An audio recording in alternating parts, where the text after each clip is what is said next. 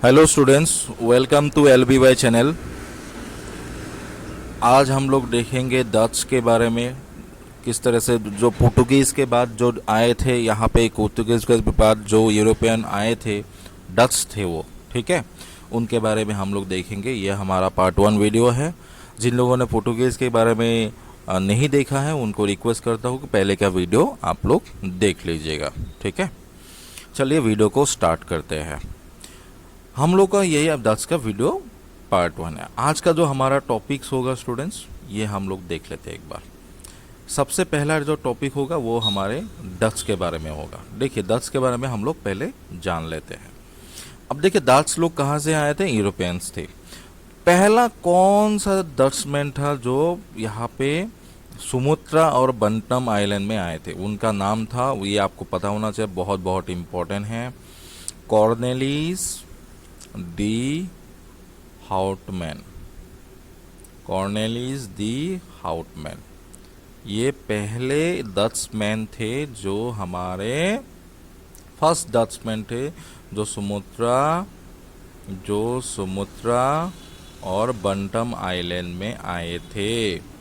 बंटम island में आए थे 1596 के टाइम, ठीक है। ये बहुत बहुत इम्पोर्टेंट है। 1602 में स्टूडेंट्स क्या हुआ, नेदरलैंड का जो जनरल था, स्टेट जनरल था, नेदरलैंड का जो स्टेट जनरल था, नेदरलैंड का जो स्टेट जनरल था, उन्होंने बहुत सारे ट्रेडिंग कंपनियों को एक साथ मिला के ट्रेड करने का परमिशन उनको दे दिया गया था। इनकी वजह से डच लोग भी आए थे हमारे इंडिया में। अब देखते हैं सेकेंड में, हम लोग देखिए डच लोग कहाँ कहाँ फैक्ट्री बनाए थे, कहाँ कहाँ आए थे पहले इंडिया में, वो भी देख लेते हैं। चलिए सेकेंड पॉइंट, डच का जो सेटलमेंट था वो सब देखते हैं। डच का जो सेटलमेंट था, देखिए सबसे पहला बहुत इंपॉर्टेंट है, फर्स्ट फैक्ट्री डच का था मसूलीपट्टनम। जो फर्स्ट फैक्ट्री थे ना डच लोगों का, ये आपको पता होना चाहिए, ये था मसूलीपट्टनम, जो 1605 में, ये आपको पता होना चाहिए, मसूलीपट्टनम, ठीक है। और ये आंध्रा में है, आंध्र प्रदेश में थे, ठीक है। इसकी तरफ 1605 में वो लोग फर्स्ट फैक्ट्री मसूलीपट्टनम में बनाने आए थे, डच लोग आए थे, ठीक है। डच ने नागापट्टनम उसके जो करीब में है नागापट्टनम, इनको भी पुर्तगीज से छीन लिया था, ठीक है। पुर्तगीज पहले थे यहाँ पे, पुर्तगीज से डच लोगों ने छीन लिया नागापट्टनम को। और ये मेन सेंटर, मतलब इसका जो स्ट्रॉन्ग होल्ड यहाँ पे थे, साउथ की तरफ, तो अगर बोले डच का तो नागापट्टनम है, ठीक है। इन्होंने बहुत सारे फैक्ट्रीज भी बनाए थे। फैक्ट्रीज कहाँ कहाँ बनाए वो देख लेते हैं स्टूडेंट्स। फैक्ट्रीज की बात करते हैं तो फिर यहाँ पे देखिए, पहला उन्होंने जो फैक्ट्री लगाए थे, आपको पता है फैक्ट्री तो पहले मसूलीपट्टनम हो गया, ठीक है। उसके बाद जो फैक्ट्रीज लगाते थे वो था कोरोमंडल कोस्ट, ठीक है, वो गुजरात में है, कोरोमंडल कोस्ट गुजरात, ठीक है।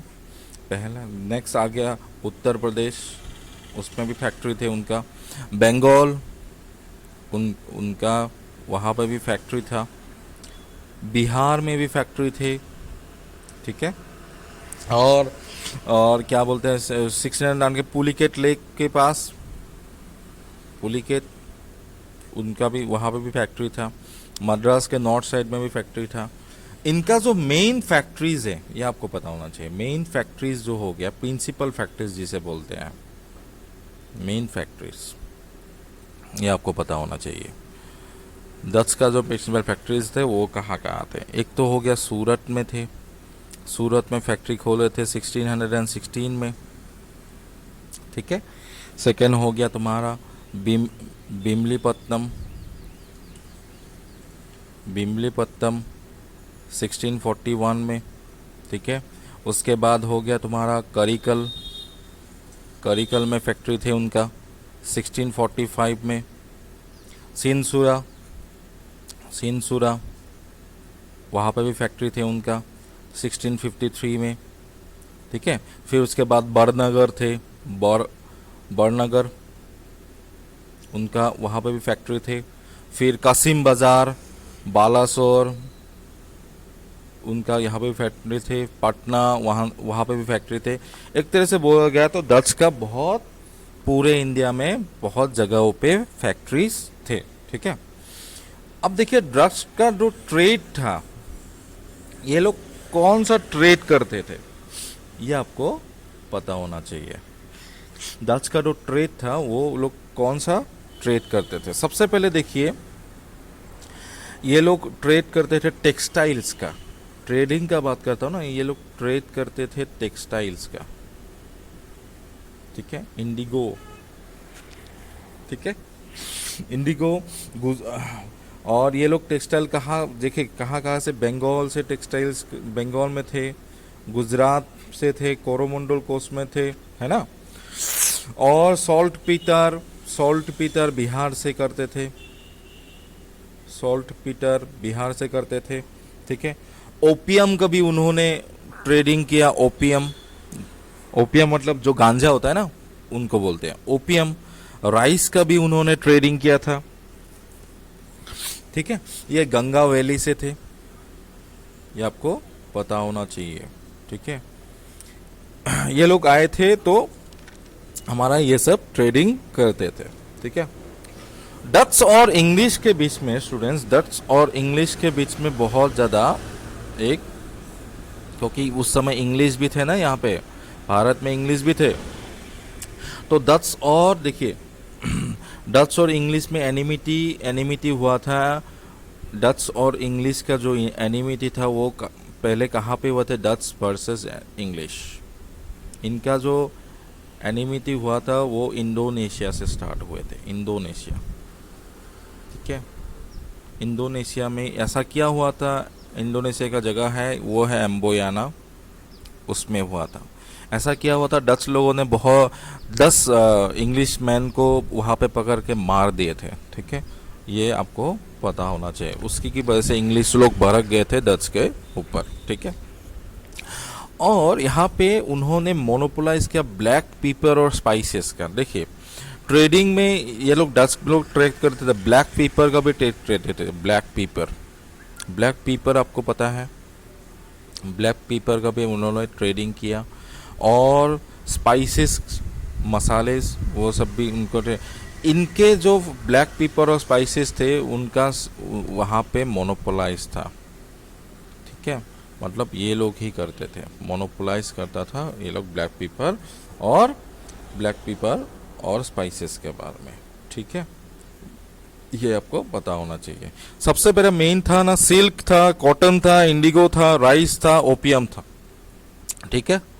नेक्स्ट ये चीजें आपको पता होना चाहिए डच के बारे में। अब चलते हैं नेक्स्ट पॉइंट पे हम लोग देखेंगे डिक्लाइन, किस तरह से डिक्लाइन हुए थे। डिक्लाइन का अगर मैं बात करता हूँ स्टूडेंट्स, डच का अगर डिक्लाइन का बात करता हूँ, सबसे पहला पॉइंट आएगा बैटल ऑफ हुगली। इनका जो डिक्लाइन का मेन था बैटल ऑफ हुगली। हुगली के रिवर के आसपास नवंबर 1759 में एक लड़ाई हुआ। किसके बीच में था बैटल ऑफ हुगली, आपको पता होना चाहिए, डच वर्सेस इंग्लिश। और वहाँ पे डच लोग हार गए थे, ठीक है। ये क्यों हुआ था, देखिए सबसे पहला कारण तो हो गया वहाँ पे इंडोनेशिया में डच लोग मार दिए थे इंग्लिशमैन्स को यहाँ से। और इंग्लिश भी थे उस समय, तो इंग्लिश को पसंद नहीं था इतना ज़्यादा ट्रेड, ये लोग भी ट्रेड करते थे, इंग्लिश लोग भी चाहते थे कि हम लोग भी अकेले ट्रेड करें, है ना। ये आपको याद होना चाहिए। और ऊपर से क्या है, एक बार क्या हुआ स्टूडेंट्स, मैं आपको कहानी एक बताता हूँ। एक बार क्या हुआ, बे ऑफ बंगाल में इंग्लिश का शिप थे, 3 शिप थे, है ना। बे ऑफ बंगाल में इंग्लिश का 3 शिप अपने घर जाने वाला थे, मतलब घर मतलब इंग्लिश, मतलब इंग्लैंड के पास।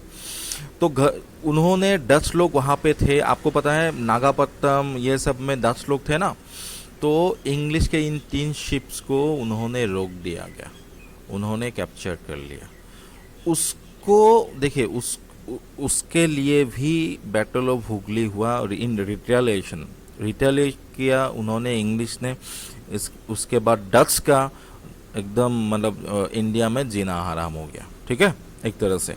पहला रीजन ये बहुत इंपॉर्टेंट है स्टूडेंट्स, देखिए किस तरह से डिक्लाइन हुआ था डच का, ये आपको पता होना चाहिए। और ऊपर सेकेंड पॉइंट का अगर मैं बात करूं, डच लोग, सेकेंड पॉइंट का अगर बात करूं, डच लोग एम्पायर बिल्डिंग में उतना ज़्यादा इम्पोर्टेंट नहीं था। मतलब वो लोग नहीं चाहते थे कि हम लोग यहाँ पे राज करें, ये सब नहीं चाहते थे। वो लोग ट्रेड करना चाहते थे, खाली ट्रेड। उनका एक ही मकसद था, हमें सिर्फ ट्रेड करना है। वो लोग इंटरेस्टेड नहीं थे एम्पायर बिल्डिंग में, इसीलिए यहाँ पे उनका धीरे धीरे करके डिक्लाइन हुआ। थर्ड पॉइंट की अगर बात करूं, देखिए उनका जो मेन इंटरेस्ट था ना स्टूडेंट्स, मेन इंटरेस्ट था उनका इंडोनेशिया में। एक ट्रीटी हुआ था इंग्लिश और डच के बीच में कि डच लोग इंडोनेशिया में ट्रेड करेगा और इंडिया में इंग्लिश के लिए छोड़ देगा, ठीक है। उस ट्रीटी की वजह से भी वो लोग इसीलिए ट्रीटी किया था क्योंकि इंडोनेशिया में उनका जो स्पाइसेस का व्यापार था वो बहुत बहुत इम्पोर्टेंट था और प्रॉफिटेबल था। इसीलिए उन लोग इंडोनेशिया में ही ट्रेड करना चाहते थे, इंडिया में कम, इसीलिए उनका डिक्लाइन हुआ इंडिया में, ठीक है। आज के लिए इतना ही काफ़ी। अगर आपको वीडियो अच्छा लगा प्लीज़ लाइक कीजिएगा, कमेंट कीजिएगा और सब्सक्राइब कर दीजिएगा। Thank you.